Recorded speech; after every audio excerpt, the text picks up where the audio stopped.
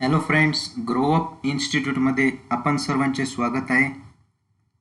Last लेक्चरमध्ये आपण simple lifting machine, त्याचबरोबर त्याआधीच्या लेक्चरमध्ये mechanics and system of forces यावरचे काही मल्टिपल चॉईस क्वेश्चन्स आपण बघितले होते.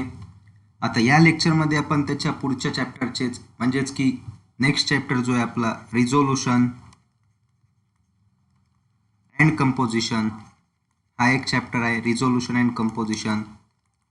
आणि अजून एक चॅप्टर आहे इक्विलिब्रियम. या दोन्ही चॅप्टरवरचे आपण आज मल्टिपल चॉईस क्वेश्चन बघणार आहे या लेक्चरमध्ये. जर तुम्ही आधीचे लेक्चर नसतील बघितले तर त्याची लिंक डिस्क्रिप्शनमध्ये दिलेली आहे, तुम्ही तिथून बघू शकता. तर चला सुरू करूया. First question, the resultant of two equal forces P. बघा काय विचारलेलं आहे, रिझल्टंट विचारलेलं आहे ऑफ टू इक्वल फोर्सेस. दोन फोर्सेस दिलेले, ते पण कसे आहेत, इक्वल आहे. म्हणजे दोन फोर्सेस आपण कन्सिडर करतो पी आणि क्यू, पण ते दोन्ही पण कसे दिलेले त्यांनी, equal. P is equal to Q म्हणा किंवा Q is equal to P म्हणा. Making an angle theta. इथे अँगल म्हटलेलं त्यांच्यामधला थिटा. जसं की हा एक फोर्स पी आणि दुसरा फोर्स क्यू जो की इक्वलच आहे पीच्या, म्हणजे दोन्ही पण इक्वल आहे आणि त्यांच्यामधला अँगल थिटा. यांचा आपल्याला रिझल्टंट फाइंड आउट करायचा आहे. रिझल्टंट कशाने डिनोट करतो आपण, आरने. तर आर हा आपल्याला फाइंड आउट करायचा आहे इथून. तर यामध्ये लक्ष द्या की जेव्हा पण दोन फोर्सेस राहणार टू फोर्सेस, तर तेव्हा आपण पॅरलेलोग्राम लॉ यूज करतो. Parallelogram law of forces.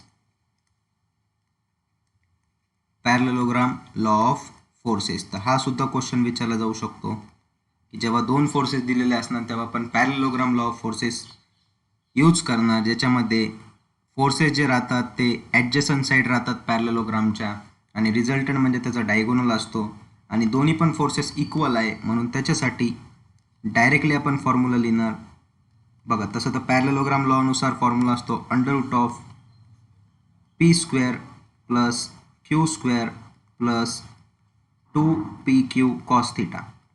2pq cos theta या टाईपचा फॉर्म्युला असतो. परंतु इथे आपल्याला म्हटलेलं आहे की फोर्सेस कसे आहेत, इक्वल आहे.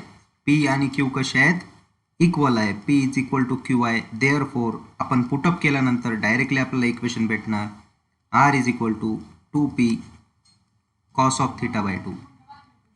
2p cos of theta by 2.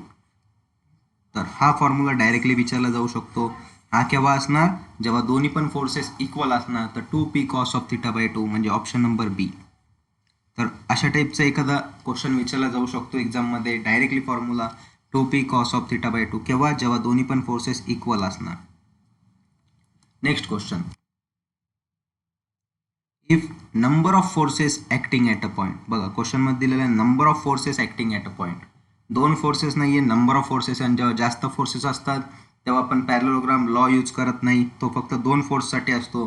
मग जेव्हा नंबर ऑफ फोर्सेस दिले असतील तेव्हा मग आपण अल्जेब्रिक मेथड यूज करतो. जसं की बघा एक पॉईंट आहे ओ, याच्यावरती एक फोर्स F1, दुसरा फोर्स F2, तिसरा फोर्स F3, चौथा फोर्स F4, असे नंबर ऑफ फोर्स दिलेले. तर आपण याला काय करतो, हॉरिझॉन्टली म्हणजे हॉरिझॉन्टल डायरेक्शनमध्ये रिझॉल्व करणार, व्हर्टिकल डायरेक्शनमध्ये रिझॉल्व करणार आणि त्याची बेरीज काढणार, समेशन आपण त्याला म्हणतो. आणि मग रिझल्टंटचा फॉर्म्युला तयार होतो under root of summation vertical force square plus summation horizontal force square. बघा अंडर रूटमध्ये resultant is equal to under रूटमध्ये समेशन हॉरिझॉन्टल फोर्सेसची बेरीज, त्याचा वर्ग करायचा, स्क्वेअर करायचा, प्लस समेशन व्हर्टिकल फोर्सचा स्क्वेअर करायचा. हा फॉर्म्युला आपल्याला लक्षात ठेवायचा आहे रिझल्टंटसाठी. आणि जर त्याची डायरेक्शन विचारली, अँगल विचारला रिझल्टंटचा, तर फॉर्म्युला आहे tan inverse summation of vertical force divided by summation of horizontal force. ते दोन फॉर्म्युले खूप इम्पॉर्टंट आहे बघा रिझोल्युशन अँड कंपोजिशन या चॅप्टरमधले, म्हणून हे फॉर्म्युले डेफिनेटली एक्झाममध्ये विचारणारच. हे दोन्ही पण फॉर्म्युले लिहून ठेवा, वाटलंच तर समोर ठेवा, व्यवस्थित याला लिहून ठेवा. 100% ये क्वेश्चन विचारला जाणार. हा वाला क्वेश्चन फिक्स एक असणार म्हणजे असणार, एक तर रिझल्टंटचा फॉर्म्युला किंवा अँगलचा फॉर्म्युला विचारला जाणार. त्यानंतर नेक्स्ट क्वेश्चन आहे बघा, the forces whose line of action parallel to each other. Line of action म्हणजे हा एक फोर्स, म्हणजे ही त्याची लाईन ऑफ ॲक्शन झाली F1, हा दुसरा फोर्स F2, जे कसे लाईन ऑफ ॲक्शन कशी त्यांची पॅरलल आहे आणि सेम डायरेक्शनमध्ये आहे, इन सेम डायरेक्शन. तर जेव्हा हे सेम डायरेक्शनमध्ये असतात त्याला आपण लाईक पॅरलल म्हणतो. पॅरलल तर आहे पण ते कसे मग लाईक पॅरलल फोर्सेस, म्हणजे option number C, like parallel forces. Opposite डायरेक्शनमध्ये असते, वेगळ्या वेगळ्या डायरेक्शनमध्ये तर अनलाईक पॅरलल फोर्स आपण त्याला म्हटलं असतं. The angle between two forces. Next question आहे बघा, angle between two forces Wien resultant is maximum and minimum. Resultant is maximum and minimum.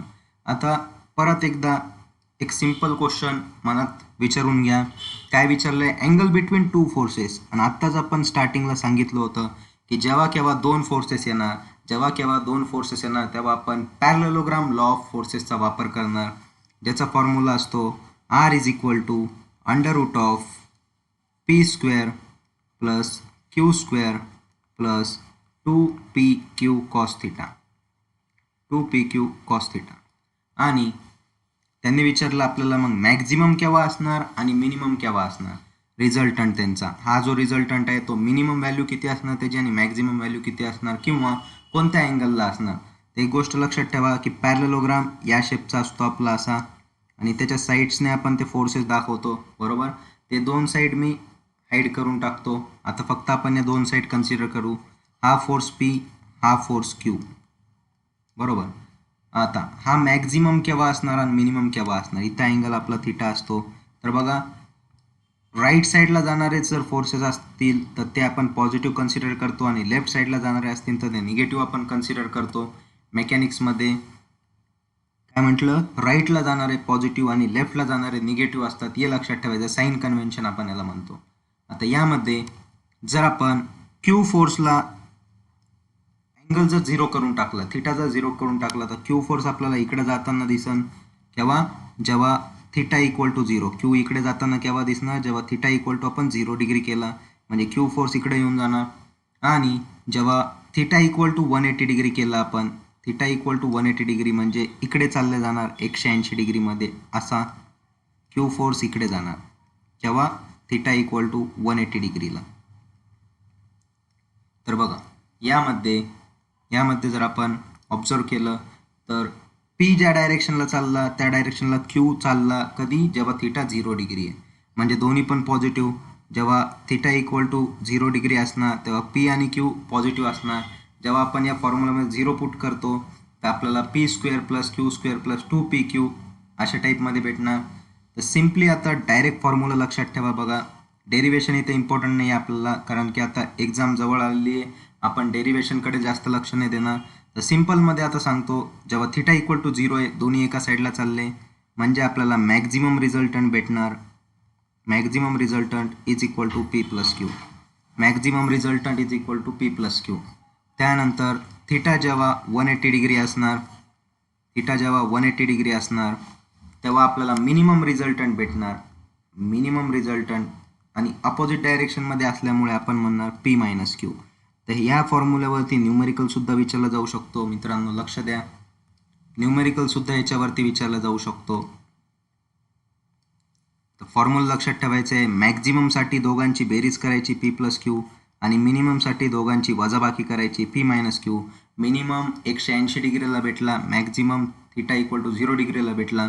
पहिले मॅक्झिमम विचारला म्हणून 0 डिग्री, नंतर मिनिमम विचारला म्हणून 180 डिग्री, बरोबर. पहिले मॅक्झिमम 0 डिग्रीवर, मिनिमम 180 डिग्रीवर, मग 0,180 म्हणजे ऑप्शन नंबर ए आपलं करेक्ट असणार.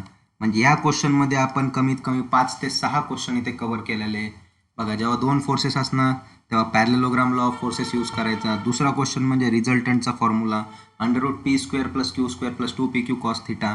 त्यानंतर मॅक्झिमम रिझल्टंट, मिनिमम रिझल्टंटचा फॉर्म्युला, याच्यावर न्यूमेरिकल पण येऊ शकतं. म्हणून फॉर्म्युला सिम्पल आहे, दोघांची बेरीज फोर्सेसची तर मॅक्झिमम, वजाबाकी तर मिनिमम. आणि अँगल लक्षात ठेवायचं आहे, सेपरेट सुद्धा विचारलं जाऊ शकतं. नेक्स्ट क्वेश्चन बघा, next question, the algebraic sum of resolved part of number of forces in given direction. आता बघा पहिली गोष्ट तर अल्जेब्रिक समेशन म्हटलेलं आहे, बरोबर. समेशन म्हटलेलं आहे कोणाचं? रिझॉल्व्ह पार्टचं कोणते पार्ट? Number of फोर्सेसचे. जसं आपण म्हटलं होतं की एखादा फोर्स असा असणार F1, तर याला आपण रिझॉल्व्ह करतो, एक एक्स डायरेक्शनमध्ये एक वाय डायरेक्शनमध्ये, म्हणजे F1x आणि F1y या टाईपमध्ये. तसंच F2 सुद्धा राहणार इथे. समजा इथे एखादा फोर्स दाखवला F2, तर याचा एक कंपोनंट एक्स डायरेक्शनमध्ये, एक कंपोनंट वाय डायरेक्शनमध्ये. तर असं आपण रिझॉल्व्ह करत असतो. या सर्वांची बेरीज करावं लागते. त्याला आपण म्हणतो algebraic sum of resolve part of number of forces in given direction is equal to resolve part of their resultant in the same direction. Same तसंच ते इक्वल राहणार कोणाच्या? त्याच्या रिझल्टंटच्या. दिस इज नोन ॲज, यालाच काय म्हणतो आपण? Principle of resolution. रिझॉल्व्ह करायला नावातच आहे बघा, वर्डमध्ये रिझॉल्व्ह करायलो आपण फोर्सेसला. रिझॉल्व्ह करायलो म्हणजेच प्रिन्सिपल कोणाचा असणार? रिझोल्युशन ऑफ फोर्सेसचा. Principle of resolution of forces, याला काय म्हणणार आपण? Principle of resolution of forces. The product म्हणजे मल्टिप्लिकेशन. प्रोडक्ट म्हणजे काय असतं? गुणाकार, multiplication. The product of multiplication of either force of couple, बरोबर, force multiply by arm of couple is called as, यालाच आपण म्हणतो movement of couple. Force multiply by arm of couple, त्यालाच काय म्हणणार आपण? Movement. Force multiply by distance म्हणजे movement असतं, हे लक्षात ठेवायचं. मुवमेंट म्हणजे काय? Force multiply by distance perpendicular distance, फोर्सला परपेंडिक्युलर डिस्टन्स. आणि कपल म्हणजे काय? जेव्हा दोन इक्वल आणि अपोजिट फोर्सेस ॲक्ट होणार. इथे एक फोर्स ॲक्ट केला, दोन इक्वल आणि अपोजिट. इक्वल आहे, दोघांचा मॅग्नेट्यूड F आहे, पण डायरेक्शन कशी आहे? अपोजिट आहे, नॉन कोलिनियर आहेत ते. आणि यामधलं जे डिस्टन्स राहतं D, दोन फोर्समधलं, त्याला आपण आर्म ऑफ कपल असे म्हणतो. आणि हे जे काही येणार मग मुवमेंट ऑफ कपल, हे काय असणार? त्याचं movement force multiply by distance D, याला आपण म्हणतो movement of couple. Movement find out करायची आहे, पण कोणासाठी? कपलसाठी. कपल म्हणजे काय राहणार इथे? जेव्हा दोन इक्वल आणि अपोजिट. इक्वल आहे दोन्ही पण फोर्सेस, पण कसे आहेत? एक डाऊनवर्ड चालला, एक अपवर्ड चालला, अपोजिट आहे, त्याला आपण म्हणतो movement of couple. Force multiply by arm of couple. A couple produces, आत्ताच आपण बघितलंय बघा डायग्राममध्ये, अशी एक डायग्राम ड्रॉ केली ती. हे डिस्टन्स D, एक फोर्स अप चालला आणि सेम फोर्स डाऊन चालला. तर हे काय करणार? अशा प्रकारे याला रोटेट करणार बॉडीला, बरोबर. अशा प्रकारे रोटेट करणार. हा खाली ढकेलतोय आणि हा वर ढकेलतोय समजा, तर हा रोटेट करणार बॉडीला, म्हणजेच कपल काय प्रोड्यूस करतं? Rotational motion. हा क्वेश्चन सुद्धा विचारला जाऊ शकतो एक्झाममध्ये. कपल काय प्रोड्यूस करतं? Rotational motion. त्यानंतर नेक्स्ट क्वेश्चन आहे लॅमिस थेरमचा. अकॉर्डिंग टू द लॅमिस थेरमसाठी एक गोष्ट लक्षात ठेवायची की लॅमिस थेरम इक्विलिब्रियम कंडिशनमध्ये यूज केली जाते, जिथं 3 फोर्सेस ॲक्ट होणार. याच्यामध्ये किती फोर्सेस राहणार? 3 फोर्सेस. कॉनकरंट. कसे राहणार ते? कॉनकरंट, एकाच पॉईंटमध्ये. कॉनकरंट, कोप्लेनर आणि इक्विलिब्रियममध्ये. जेव्हा 3 फोर्सेस कॉनकरंट असणार, इक्विलिब्रियममध्ये असणार, तिथेच आपण लॅमिस थेरमचा यूज करू शकतो. अशा प्रकारे राहणार बघा. एक फोर्स समजा P, दुसरा फोर्स Q आणि तिसरा फोर्स R. आणि या तिघांमध्ये अँगल दिलेला असन. समजा Q आणि R मधला अँगल अल्फा, P आणि R मधला अँगल बीटा आणि Q आणि P मधला अँगल गॅमा. तर असे 3 फोर्सेस आणि 3 अँगल दिलेले असतील. आणि ते लॅमिस थेरम कसं यूज करायचा? तर बघा याच्यामध्ये सगळ्यात पहिले तर आपण काय म्हटलं? 3 फोर्सेस आणि ते इक्वल नाही पाहिजे, बरोबर. आता बघा, इफ आपला आन्सर आहे याचं, या क्वेश्चनचा आन्सर आहे option number D. Option number D का बरं ते पण सांगतो. तर आपल्याकडे लॅमिस थेरम म्हणजे काय राहतं? If 3 forces acting at a point are in equilibrium. याच्यामध्ये काय म्हटलं? If 3 forces acting at a point are in equilibrium. 3 forces आहे, एकाच पॉईंटवरती आहे आणि इक्विलिब्रियममध्ये आहे. 3 फोर्सेस कॉन्करंट इक्विलिब्रियम, बरोबर. हे वर्ड लक्षात ठेवायचे 3 एवढे लॅमिस थेरमसाठी. Then each force is proportional to, हे प्रपोर्शनल राहणार बघा, प्रपोर्शनल राहणार कोणाला, साइन ऑफ अँगल, साईनला, साइन अँगलला, बरोबर. साइन आला पाहिजे तिथं, कॉस नको, टॅन नको, फक्त कोणता रूल आला पाहिजे, साईनचा rule. Sine of angle between the other two, angle between other two म्हणजे बघा आता पी घेतलं, P divided by sine between other two म्हणजे sine of angle between other two. तर क्यू आणि आर मधला अँगल कोण आहे, अल्फा. तसंच क्यू डिवायडेड बाय पी आणि आर मधला अँगल कोण आहे, बीटा, म्हणून येणार साइन बीटा. आणि R divided by sine gamma, दुसऱ्या दोन मधला अँगल घेतला साइन गॅमा. तर हा फॉर्म्युला लॅमिस थेरमपासून आला. साइन अँगल लक्षात ठेवायचा, हे त्याचं स्टेटमेंट लॅमिस थेरमचं. Option number D. According to the Lami's theorem, if 3 forces acting at a point are in equilibrium then each force is proportional to sine of angle between other two. तर बघा हा question लॅमिस थेरमचा fix विचारला जाणार, कारण की दुसरे कोणते question असे तयार केले जाऊ नाही शकत त्याच्यावरती. हा क्वेश्चन तर फिक्सच राहणार आहे एक्झाममध्ये, म्हणून हा व्यवस्थित लर्न करून ठेवा. फिक्स क्वेश्चन आहे हा, आणि आधीच्या पण व्हिडिओजमध्ये जे जे फिक्स क्वेश्चन सांगितलेले ते व्यवस्थित करून ठेवा, जेणेकरून तुम्हाला चांगला स्कोर होईल. कमीत कमी 20 ते 25 क्वेश्चन याच्यामधूनच येणार आहे. आपण जेवढे क्वेश्चन घेतोय तेच क्वेश्चन रिपीट होतील बघा तिथे. तर हा क्वेश्चन लॅमिस थेरमचा आणि हा फॉर्म्युला पण लक्षात ठेवायचा आहे. Next question, the below figure shows 2 equal forces. परत एकदा बघा, तुम्हाला आता लक्षात आलं असं ना, थर्ड क्वेश्चन आलेला आहे आपला 2 इक्वल फोर्सेसवाला. 2 इक्वल फोर्सेस म्हटलं की parallelogram law of forces at right angle, म्हणजे त्याच्यामधला अँगल किती आहे, 90 डिग्री आहे. ते इथं दिसतंच आहे डायग्राम बघा, 90 डिग्री अँगल दिलेला आहे. आणि 2 इक्वल फोर्सेस म्हणजे दोन्ही पण काय, पी आहे. आणि आपण फॉर्म्युला पण डिराईव्ह केलं तर एक 2 इक्वल फोर्सेससाठी, जेव्हा 2 फोर्सेस इक्वल होते तिथे काय म्हणतो आपण, 2p resultant is equal to 2p cos of theta by 2, 2p cos of theta by 2, बरोबर. 2p cos of theta by 2 acting at a point, the value of force r acting along their bisector and opposite direction is. तर r ची value आपल्याला find out करायची आहे. तर बघा इथं काही नाही करायचं आपल्याला, फक्त इथं काय करा, थिटाच्या जागेवरती 90 डिग्री पुट करा, कारण की दिलेलं आहे आपल्याला आता अँगल दिलेला आहे. तर आपण पुट केलं 2p cos ऑफ 90/2, 90/2 म्हणजे 45 होणार, आणि cos 45 ची व्हॅल्यू असते √1/√2, बरोबर. cos 45 ची व्हॅल्यू असते 1/√2. या 2ला आपण √2 मल्टिप्लाय बाय √2 लिहू शकतो, बरोबर. √2 मल्टिप्लाय बाय √2 लिहू शकतो इंटू पी. तसंच आणि cos 90/2ला म्हणजे cos 45 ची व्हॅल्यू आलेली आहे 1/√2, त्याच्यामधलं एक √2 cancel, therefore r is equal to √2 into P, √2 into P.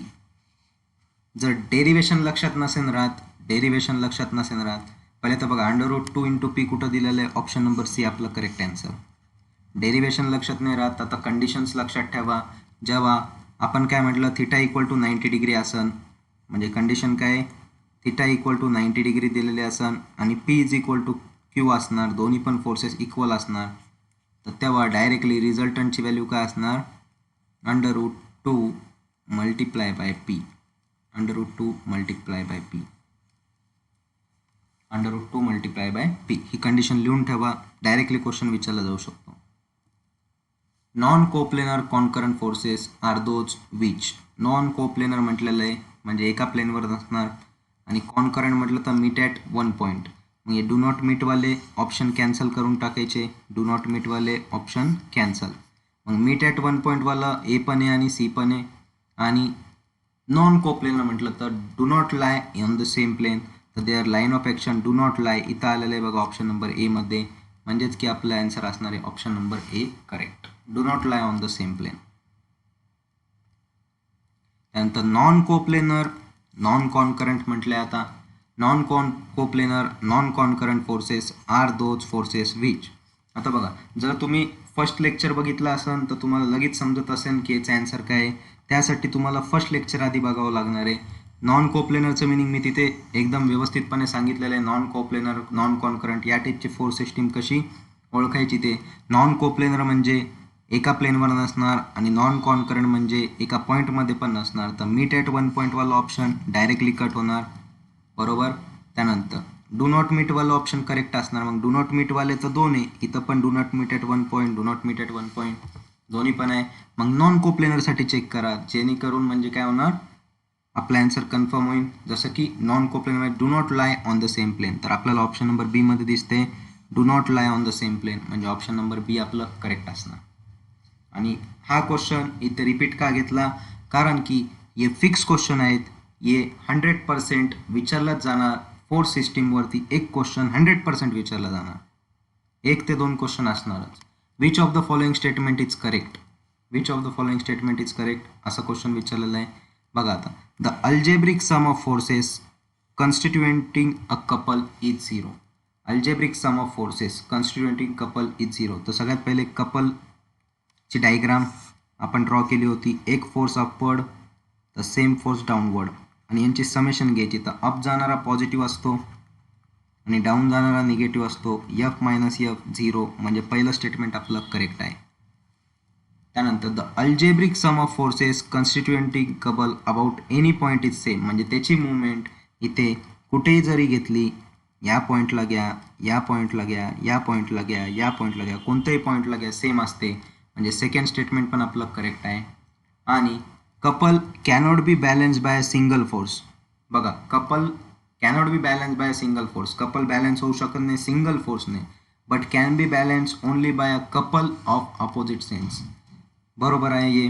म्हणजेच की कपलला बॅलन्स करण्यासाठी, एका मुवमेंटला बॅलन्स करण्यासाठी, कपल मुवमेंटला बॅलन्स करण्यासाठी कपल मुवमेंटच लागणार opposite सेन्सची.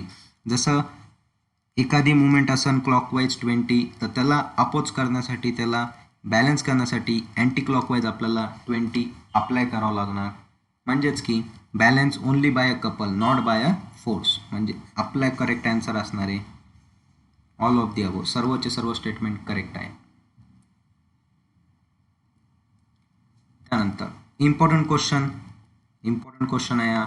The process of finding out the resultant force. इथं भरपूर जण कन्फ्यूज होतात, एक्झाममध्ये सुद्धा भरपूर जण कन्फ्यूज होतात.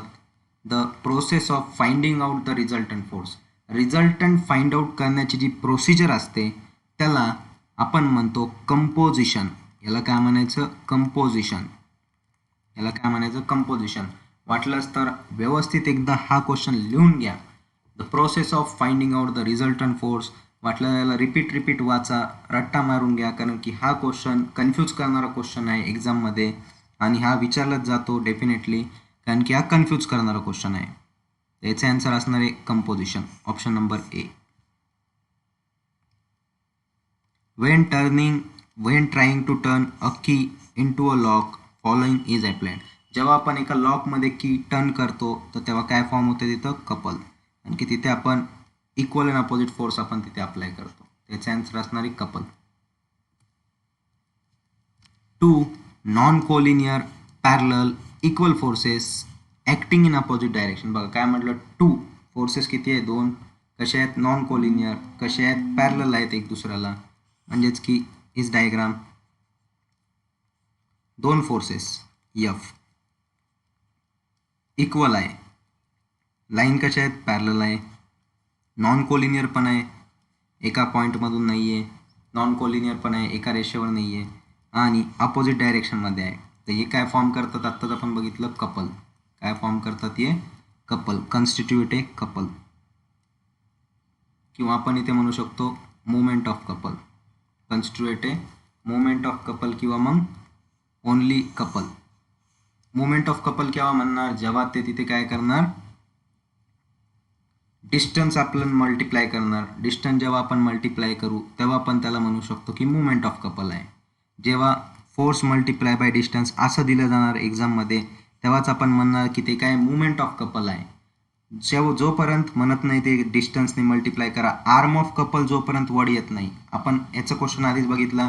मुवमेंट ऑफ कपल केव्हा राहणार, जेव्हा फोर्स मल्टिप्लाय बाय डिस्टन्स येणार, आर्म ऑफ कपल येणार, तेव्हाच ते मुवमेंट ऑफ कपल राहणार. तोपर्यंत नॉर्मली ते कपल आपण म्हणू शकतो. इथे two non collinear parallel equal forces in opposite direction काय कन्स्टिट्यूट करते, कपल फॉर्म करते. If number of forces are acting at a point, their resultant will be inclined at an angle theta with horizontal such that. आता त्यांनी angle विचारलेलं आहे आणि जेव्हा आपण फर्स्ट क्वेश्चन सेकंड क्वेश्चन बघितला होता त्याच्यामध्ये आपण सांगितलं होतं की theta is equal to tan inverse summation vertical force divide by summation horizontal force. कोणत्या ऑप्शनमध्ये दिसते, vertical by horizontal equal to tan theta. बरोबर, टॅन इनवर्स घेतलं इकडे पाठवलं तर टॅन थिटा होऊन जाणार. Option number B, vertical divide by horizontal. Two coplanar couples having equal and opposite movements. बघा इक्वल आहे पण कसे आहे, अपोजिट आहे.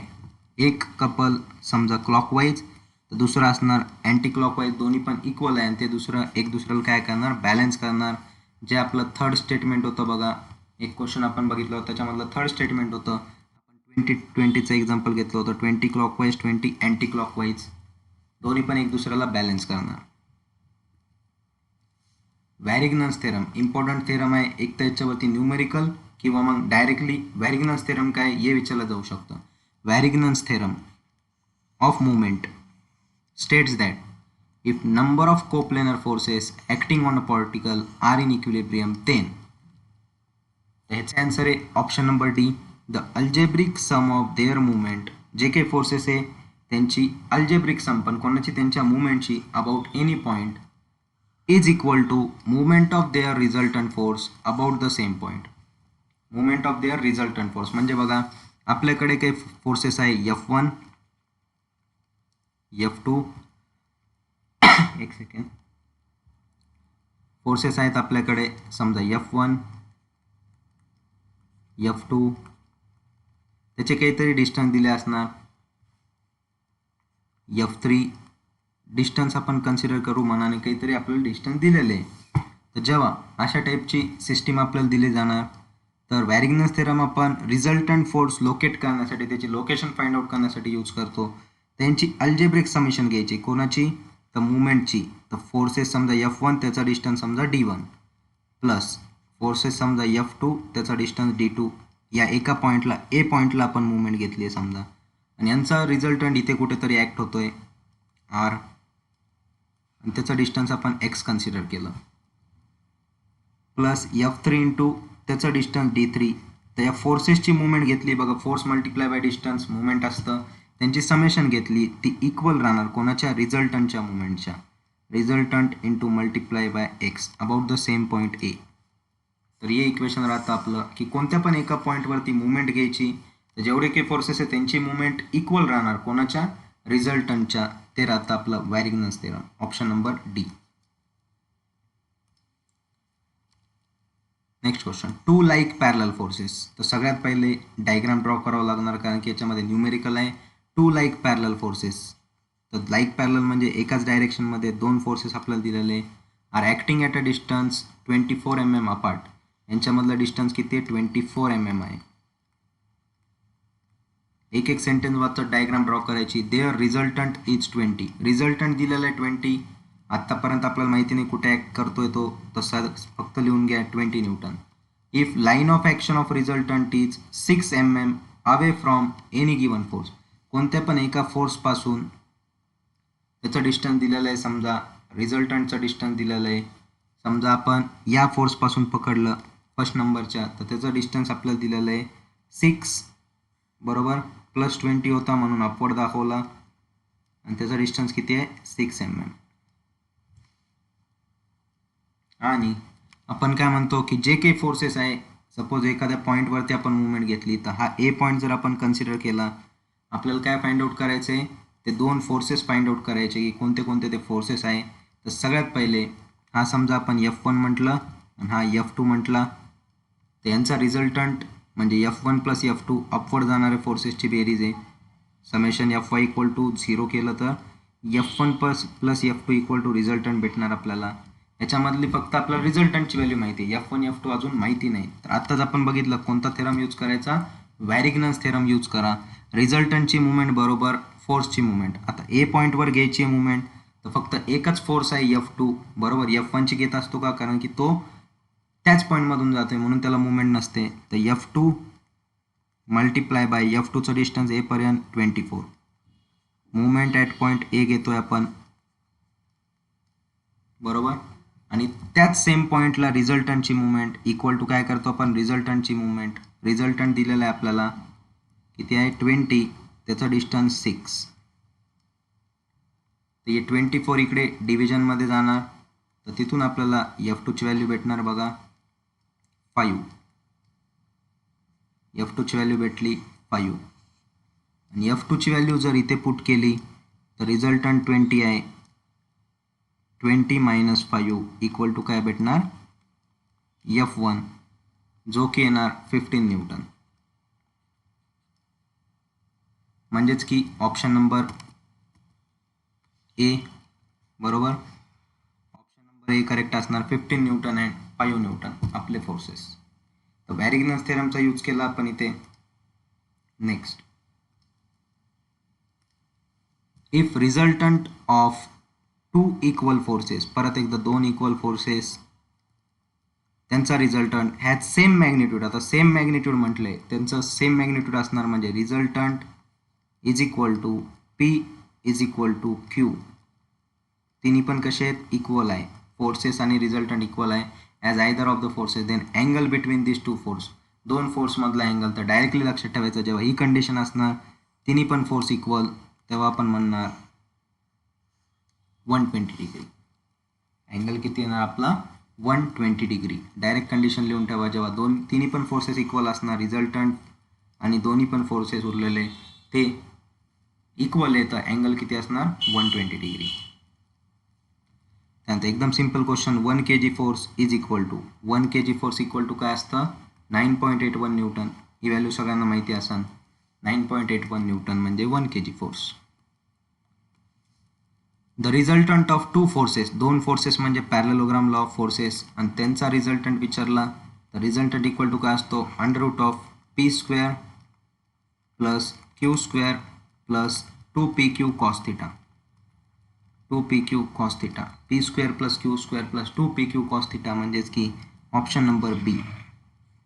सर्व साईन प्लसमध्ये पाहिजे, तर ये मायनसवाला कट, ये मायनसवाला कट, आणि अँगल साईनचा कॉसचा पाहिजे तर साईनवाला ऑप्शन कट. उरलं ऑप्शन नंबर बी. फॉर्म्युले लिहून ठेवायचे सर्वांनी व्यवस्थित. The force applied on mass 100 kg to produce acceleration of 5 metre per second. तर फोर्स काय असतं न्यूटन सेकंड लॉनुसार mass multiplied by acceleration. 100 multiplied by 5 म्हणजे ना ते 500 न्यूटन. 100 मल्टिप्लाइड बाय 5 किती येणार 500 न्यूटन. तर असं पण एखादा सिंपल क्वेश्चन विचारला जाऊ शकतो. तर फोर्सचा फॉर्म्युला लक्षात ठेवा, mass into acceleration. Movement of force P.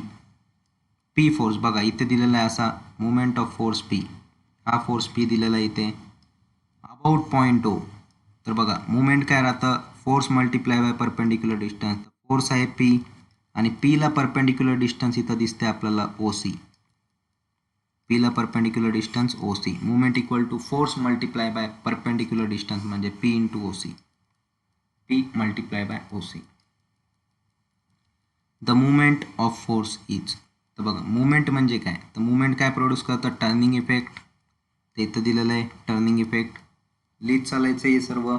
Movement म्हणजे काय टर्निंग इफेक्ट प्रोड्यूस करणार. आणि आत्ताच आपण बघितलं की मुवमेंट म्हणजे काय राहतं force multiply by perpendicular distance. तर सेकंड स्टेटमेंट बघा, it is the product of force acting on a body and perpendicular distance. बरोबर आहे. आणि जर पहिले दोन स्टेटमेंट करेक्ट असतील तर तिसरं पण करेक्टच असणार आहे. तिसरं सुद्धा करेक्ट असणार आहे. तर movement is equal to 2 times area of triangle. Area of triangle हा एक फॉर्म्युला लक्षात ठेवायचा आहे. Movement is equal to 2 times area of triangle. या 3 स्टेटमेंटपैकी एक स्टेटमेंट विचारलं जाऊ शकतं किंवा तिन्ही पण हाच क्वेश्चन रिपीट होऊ शकतो एक्झाममध्ये. ॲन्सर असणार आहे all of the above. Basic definition force multiply by perpendicular distance turning effect produce करतं. आणि हे विचारलं तर विचारलं जाऊ शकतं movement is equal to 2 times the area, twice the area, double the area.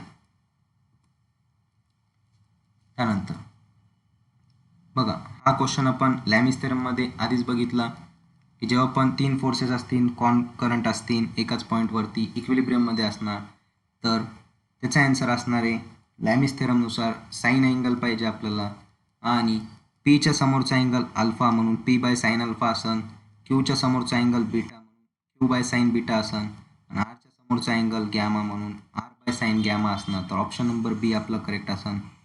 आधीच आपण लॅमिस थेरम जेव्हा बघितलं त्याच्यामध्ये सांगितलेलं आहे. Next question, if number of coplanar forces acting at a point in equilibrium, number of forces act करते एका पॉईंटवरती आणि ते इक्विलिब्रियममध्ये आहे, तर sum of clockwise movement must be dash the sum of anti clockwise movement. तर इथं असणार इक्वल टू, इक्वल असले पाहिजे. Option number A, sum of clockwise movement is equal to sum of counter clockwise movement.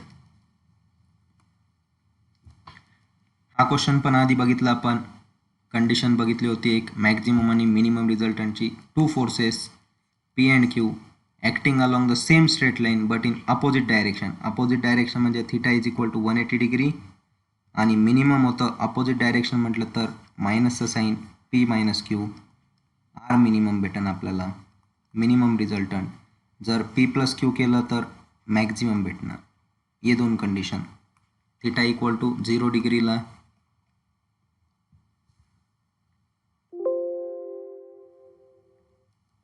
त्यानंतर dash dash is a horizontal structural member subjected to transverse load perpendicular to the axis. असं कोणतं member आहे की ज्याच्यावरती transfer टाईपची loading असते आणि horizontal structural member राहतं. या टाईपचं हॉरिझॉन्टल स्ट्रक्चरल मेंबर राहणार आणि त्याच्यावरती अशा टाईपचे फोर्सेस असणार, व्हर्टिकल ट्रान्सफर्स लोडिंग, त्याला आपण म्हणतो बीम. ही बीमची डेफिनेशन आहे, डेफिनेशन लिहून ठेवायची आहे. बीमची definition, dash dash support develop support movement. कोणत्या टाईपचं सपोर्ट मुवमेंट प्रोड्यूस करतं सपोर्टवरती, तर एकच टाईपचं सपोर्ट इथे दिसते आपल्याला, फिक्स सपोर्ट जे ते मुवमेंट प्रोड्यूस करतं. फिक्स टाईप सपोर्टला काय असतं, मुवमेंट. कॅन्टिलिव्हर बीममध्ये आपण यूज करतो. बीम पण लक्षात ठेवायची, कोणती बीम असणार, कॅन्टिलिव्हर बीम. त्यानंतर hinge support is also called as, तर हिंज सपोर्टला पिन जॉईंट असे सुद्धा म्हणतात. हिंज सपोर्टचं अनदर नेम आपण याला म्हणू शकतो pin joint. Find reaction at simple support A. दोन टाईपचे सपोर्ट दिलेले बघा, एक आर ए, एक आर बी. दोन टाईपचे सपोर्ट रिॲक्शन असणार इथे, आर ए आणि आर बी. एकच इथे लोड दिलेला आहे 10 किलो न्यूटन. तर सगळ्यात पहिले आपण फाइंड आउट करणार, एक कंडिशन यूज करायची, summation of movement at point A equal to 0. मग एकडे जाणारे कोण कोण आहे, तर एक आहे 10 किलो न्यूटनचा फोर्स आणि एक आहे आर बी. तर आपण दोघांना इक्वेट करून टाकू, कारण की आपण बघितली होती एक कंडिशन, मुवमेंट जेव्हा 0 असते तेव्हा clockwise movement equal to anti clockwise movement असते. तर 10 multiplied by 1 is equal to R B multiplied by 4. एपर्यंतचं डिस्टन्स, इथून आपल्याला आर बीची व्हॅल्यू भेटते 10/4. आर बीची व्हॅल्यू काय भेटणार आपल्याला, 10 डिवायडेड बाय 4, म्हणजेच की 5 डिवायडेड बाय 2, म्हणजेच की 2.5 किलो न्यूटन. आणि second condition, summation F Y equal to 0, vertical फोर्सेसची 0 इक्वेट टू 0, व्हर्टिकल फोर्सेसची बेरीज इक्वल टू 0 केलं आपण, तर आपल्याला काय भेटणार इथे, आर ए आणि आर बी अपवर्ड चाललं तर इथून आर एची व्हॅल्यू भेटणार R A plus R B, upward चाललं आर बी सुद्धा, इक्वल टू 10 डाऊनवर्ड. इथून आपल्याला आर एची व्हॅल्यू भेटते आहे. या इक्वेशनला सॉल्व करायचं, आर बीची व्हॅल्यू पुट करायची, इकडे जाऊन मायनसमध्ये जाणार, तर 10 मायनस 2.5 ती येणार 7.5 किलो न्यूटन, 7.5 किलो न्यूटन, म्हणजेच की option number D. Option number D. A beam which extend beyond the support, beyond the support, सपोर्टच्या बाहेर जात असेल बीम, तर त्याला कोणत्या टाईपची बीम म्हणतो आपण, हे विचारलेलं येतं. इथं एक सपोर्ट आहे आर ए समजा आणि एक सपोर्ट आहे आर बी, तर अशा टाईपची बीम असेल बियॉन्ड द सपोर्ट, तर त्याला ओव्हरहँग बीम असे म्हणतात. त्याला काय म्हणणार आपण, ओव्हरहँगिंग बीम. Unit of UDL. तर UDLचं युनिट काय असतं ते लक्षात ठेवायचं आहे आपल्याला. What is the unit of UDL? UDL म्हणजे काय? Intensity of load per unit length.